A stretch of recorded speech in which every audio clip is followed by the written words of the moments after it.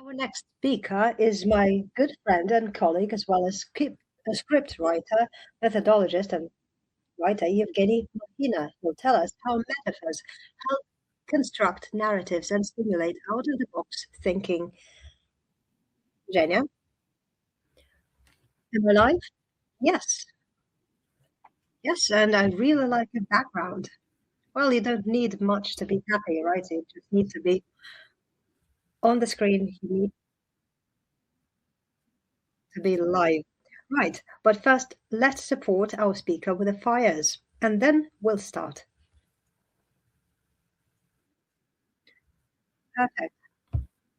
Good evening or good afternoon, everyone. It depends on your time zone. Yes, I'm Evgeny. Mahina is not my pseudonym. It's my last name. I need to comment to our English-speaking participants. Mahina in Russian is the word that describes really large objects. So I work a lot with the word. The second book that I wrote is The Labyrinth of the Future. It's in yellow on the screen. I will refer to it today because it's dedicated to the narratives, and to be more specific, the narratives of the future. In other words, how our vision of the future is formulated by us speaking about today. Also, I develop names for the brands, and it also includes the work related to metaphors. In the world, there are millions and millions of brands today. So if you come up with a similar name to, or the same name to a product or a company, you will need to use associations to register the name to come up with a new one. Well, the cinematography is developing fast, and I work in that sphere as well. And I work with scripts. I work with metaphors, a visual symbol that you can see later on the screen, or something that the actor will say. And if I get back to my first point related to narratives and the books, right now I'm working on a project dedicated to the creation of strategic narratives for a large Russian organization. I'm sure you know this organization, but I haven't given the consent, or rather haven't received the consent from the organization to talk about this project, so I'm not going to mention it. And today I'll tell you what I believe the narrative to be. And I can see that many people who work on narratives interpret the term of narrative in their own way and attach their own meaning to it. Well, to make our today's meeting meaningful, I like to highlight from the outset that all the decisions that you've made in your life have led you to this point that right now you've seen this very page on your screen. This is the loop of contour of the factual thinking. You can step or make a step back, let's say 10 or 15 years ago, and try to retrospectively change that decision. And you will see immediately that if you made a different decision, then you wouldn't see this page today. So moving on to the point. So fasten your seatbelts, we are launching. So what I'd like to start with, why do we talk about metaphors? We talk about the narrative directors, right? But our perception is very contextual, and we keep forgetting about it. You know, someone said that 3 hairs in your soup is a lot, but 3 hairs on your head is too few. So we always focus on the research, on the data that we want to give, but they will have the meaning only in a certain context, whether it's a soup that we're talking about or a bald head, right? So these metaphors help us manage the context. And only in the context the stories emerge and get their meaning. Let's look at the metaphor of a submarine to see how our perception works.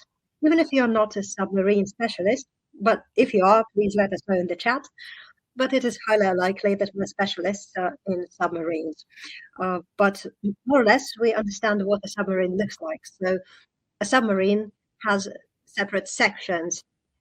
it's important for leak proofness. So, for example, if there's a leakage, these sections enable you to isolate the section with the leak. So these sections can also be called a concept. A concept is a framework. It is a restricted understanding about something. For example, there's a concept of a father, a concept of a mother, a concept of a table, a concept of a chair. And when a child is learning to speak, the child learns to dissect the surrounding world into blocks, which you can use to assemble something. So this metaphor of the submarine is not very accurate. I'll explain why. It seems that these sections in our mind are not really leak-proof. And sometimes, or rather way too often, there are leakages from one section to the other. And in reality, if a submarine has a leak, you cannot use it. You need to have the technical maintenance, right? But why are people domineering on the planet? We don't have a lot of sensory information. Yes, we have the sensory organs. We can feel, touch something, but we have a limited number of these feelings, but we use them to build the concepts and even use the concept to build something more. And we climb this ladder, so to say. Right now, we're holding a conference. Conferences of educational and developmental nature, right? So any conference is usually related to something that can be called personal growth. Well, it's a well-known phrase, and all of you, I'm sure, use this phrase in this or that way, but this is a conceptual metaphor. Why? A personality doesn't have any spacious traits. The brain has some spatial traits and characteristics, but personality doesn't. You cannot put it into a bottle, right? But we have the concept of growth and a concept of personality, and we connect these two blocks, and as a result, we complicate our perception of the world or our picture of the world by enriching it with more information. So if we observe a child, we'll see that the child is growing and the child is becoming taller. The taller the child is, the more conscious, autonomous the child is. But when a person is becoming older, the older the person is, the shorter they become. So based on that information, we build the connections. If you become taller, it means it is good. So, for example, you plant a seed and the plant is growing, it's reaching towards the sun, and it means it's good, it's healthy. But if it's not, it means that it is unhealthy. And so we connect these two concepts, and as a result, we have developed the concept of personal growth. And,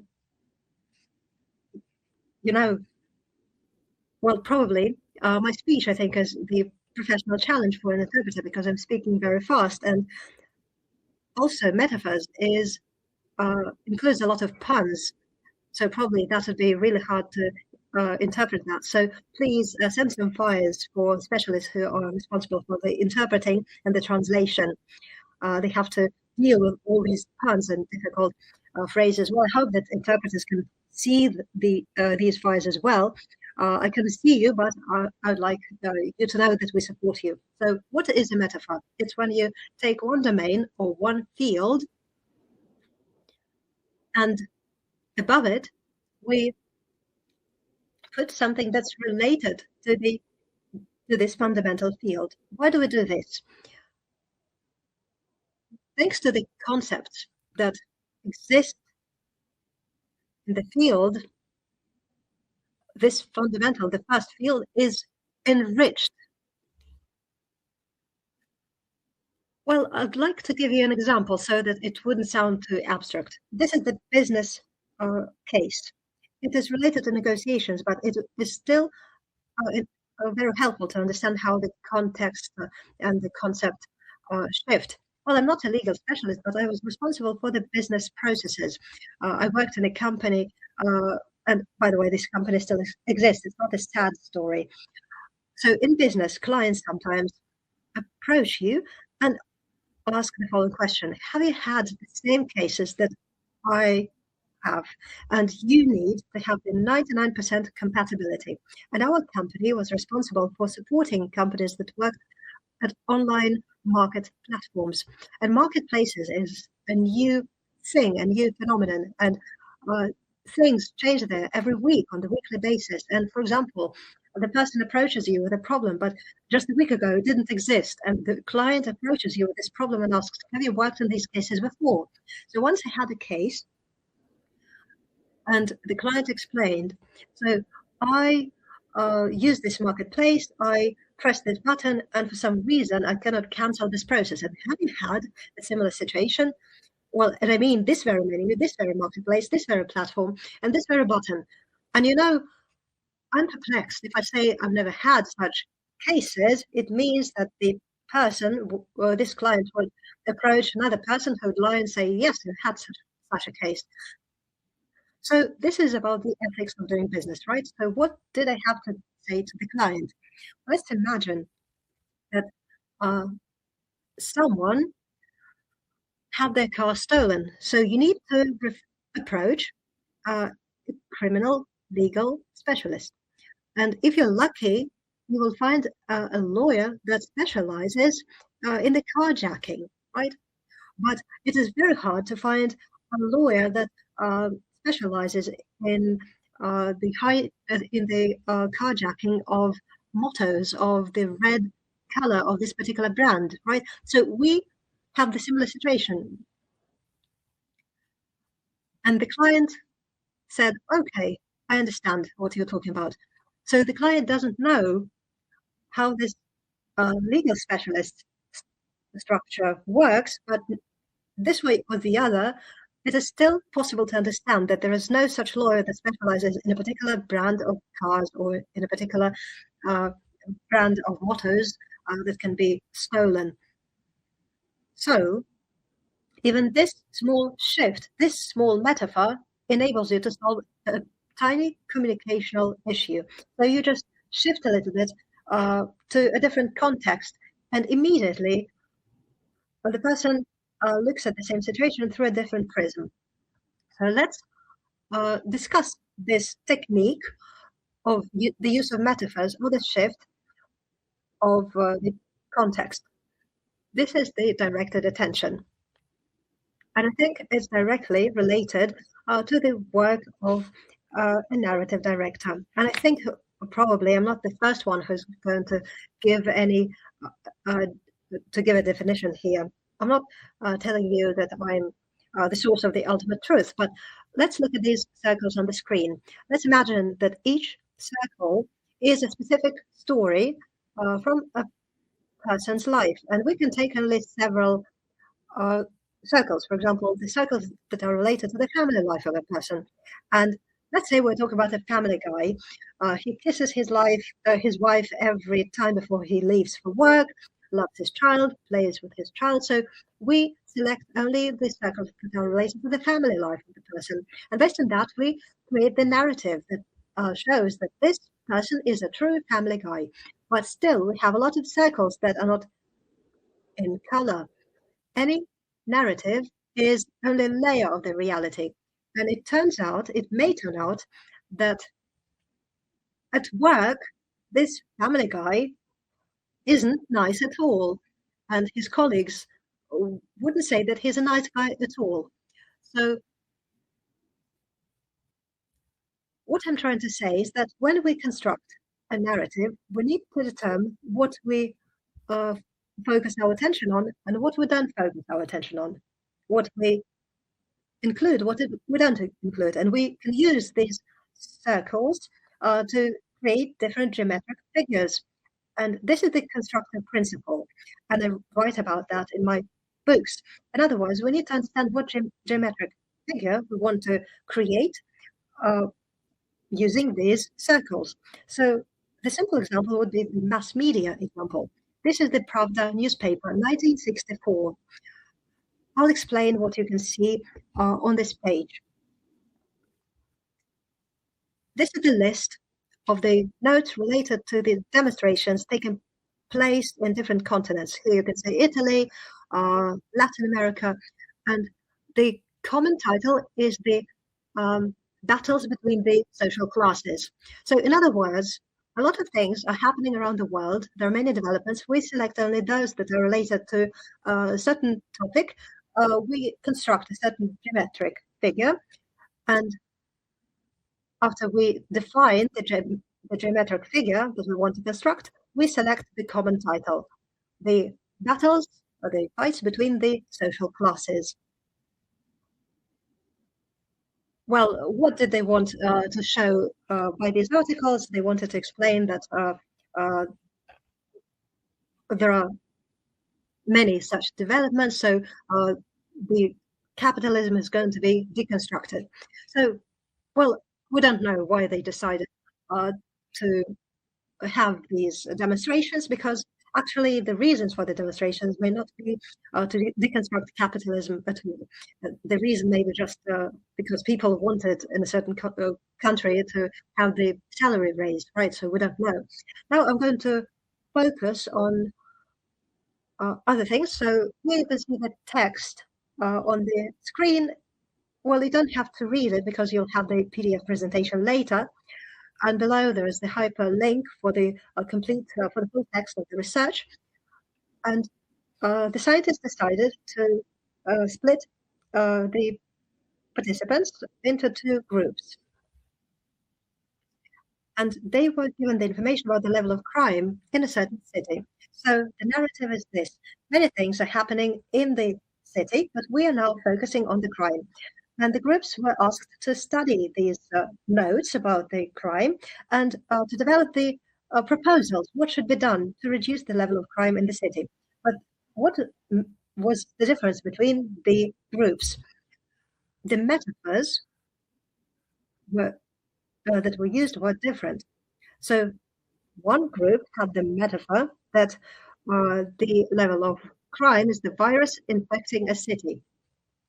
And the second group were told that criminals are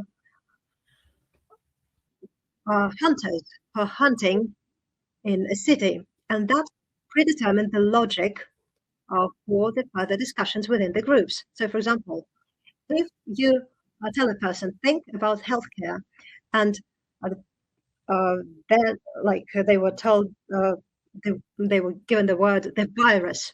So people would start talking about the immunity that needed to be developed. But if you say that criminals are wild animals that hunt in the city, in this case, you will hear such words as cages, as I don't know, shooting an animal, and so forth. So we started our discussion with the example of three hares, right? So the same fact can be put in a different context, and as a result, the perception changes and the logic of the discussion changes as well. And I'll give you two more examples. So later, the groups were asked the following question. Well, you have given us the proposals, the solutions, what can be done about the level of crime, but please tell us what exactly inspired you in the given material, in the given information that impacted your solutions. And people would say, the statistics.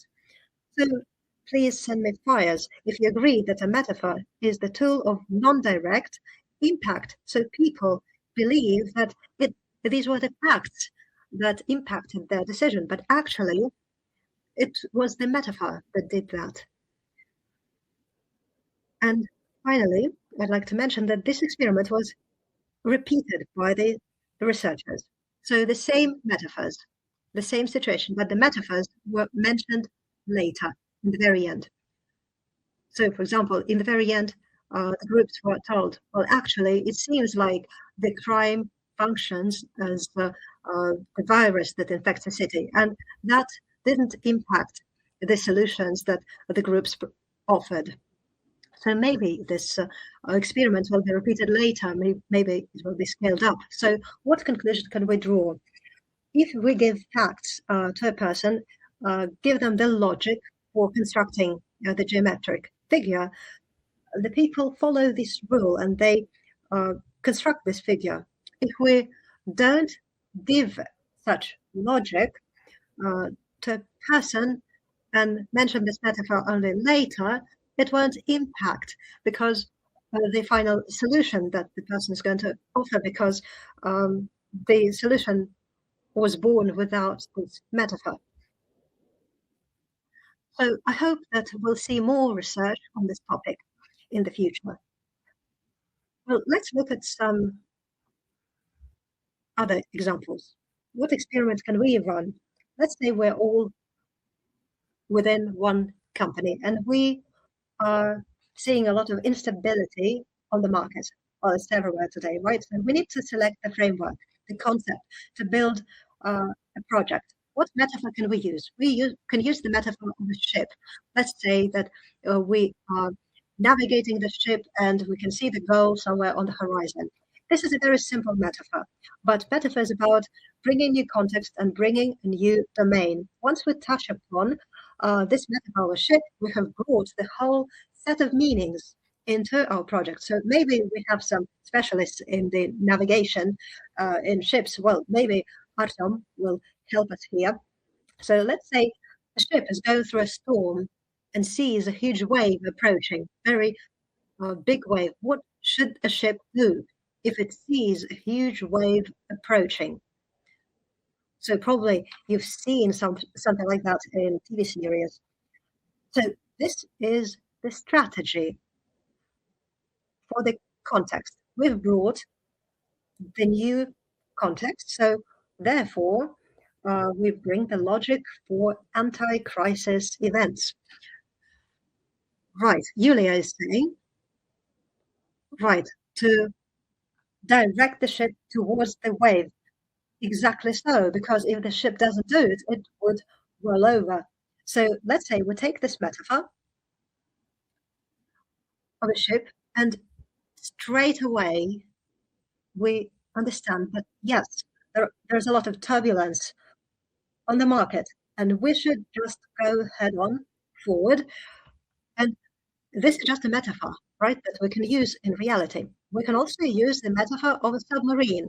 Well, we're not submarine specialists, but if we imagine that a submarine is going through waves, it can just go to the bottom of the sea and it won't feel any storm, right?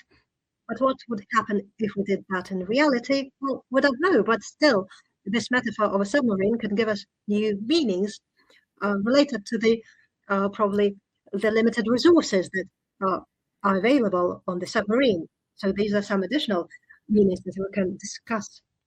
Also, let's connect it to the airlines topic. So let's say there's turbulence and we are on a plane and we have an understanding what a turbulence is. What do you need to do?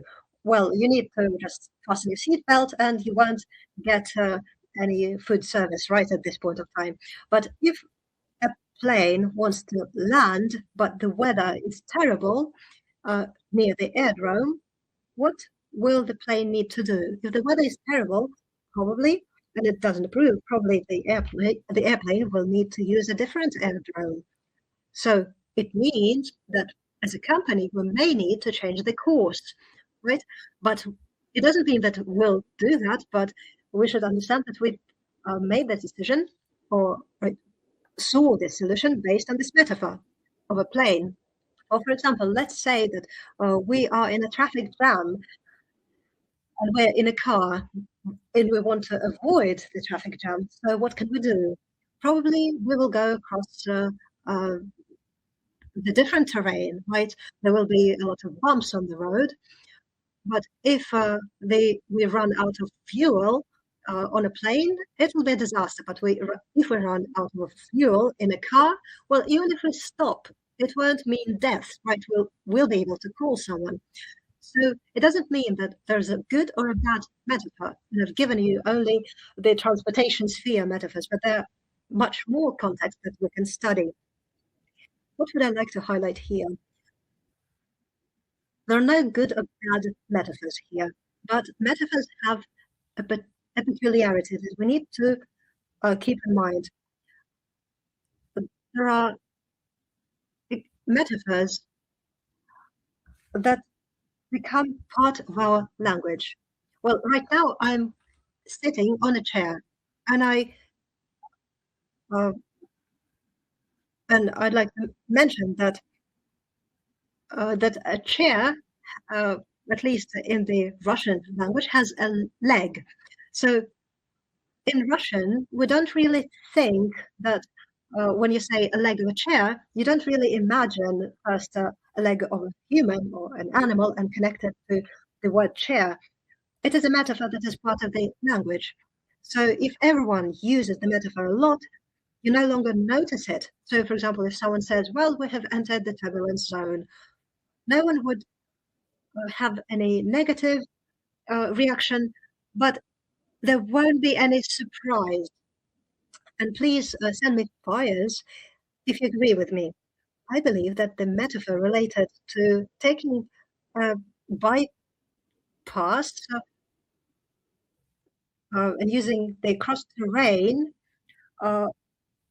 if you are stuck in a traffic jam in a car, if you agree that this metaphor is used less, it is used more rarely than the metaphor related to the turbulence in a plane, please send me the fires.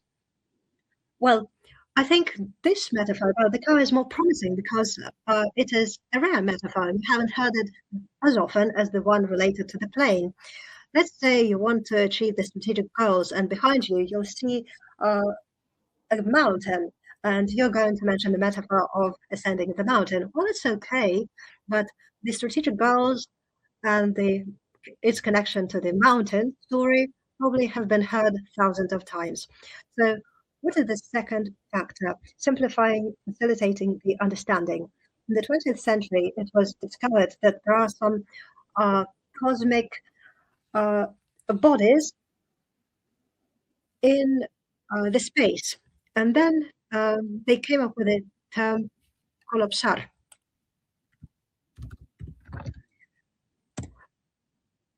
Well, and only when the term the black hole was invented, everyone in the world finally understood what the scientists were talking about. So sometimes you need to make something that's difficult to understand, easy to understand.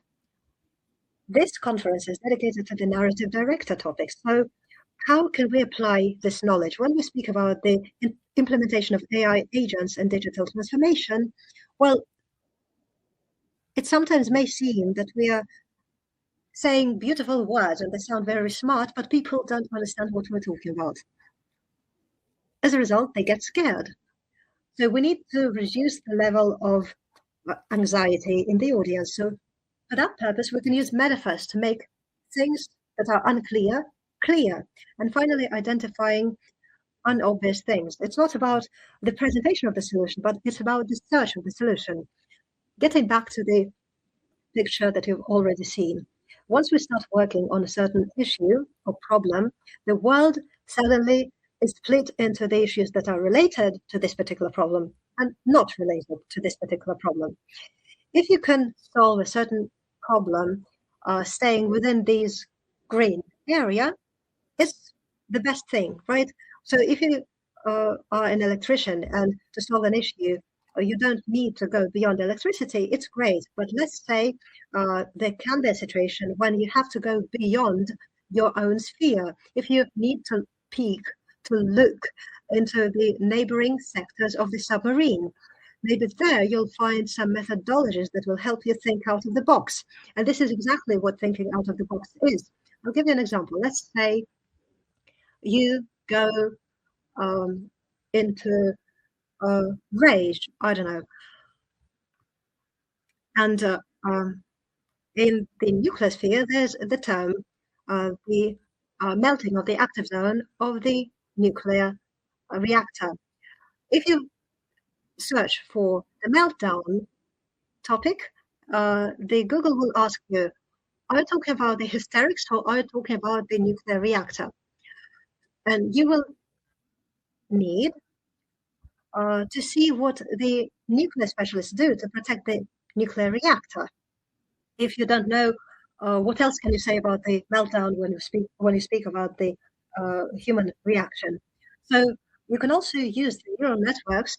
And today, research the neighboring, the similar domains, because you can just ask the question to the neural network and it will draw the comparison for you and help you learn about other domains. So business is like a body organism, and it's like a mechanism. So in a car, you need to substitute spare parts with the new ones. If you don't know what to do else using your own domain, you can look what's going in the similar one. For example, how to win over the client, how to tempt a client, how to make a client fall into you. But if you want to but if you look at these words, to win over, to tempt, to make someone fall in love, you will need to still understand that one thing is to make a client fall in love with you, and another thing is to make, I don't know, a lady fall in love with you. But maybe some approaches will still be similar. So let's look at another domain. So, for example, we are trying to attract people to attend the courses. In pharmaceuticals, for example, they need to ensure that the certain substance is absorbed faster and that it reaches faster a certain body organ. And maybe this approach will be useful to ensure that the students that start the course finish the course and don't give up on the course.